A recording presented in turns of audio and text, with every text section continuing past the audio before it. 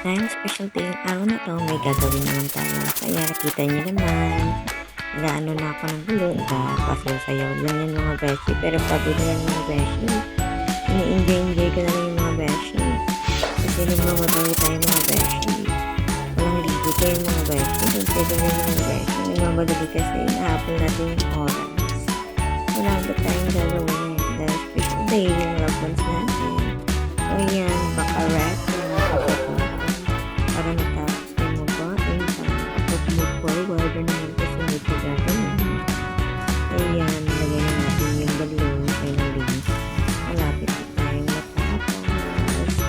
Or next, ba naman yung gagawin natin? Kaya, walang arte-arte yan mga bati. Tignan niya.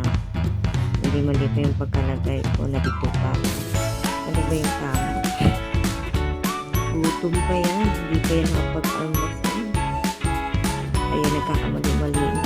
Ayun, nakababa ulit kasi may nakalimutan. Finally, nakita rin.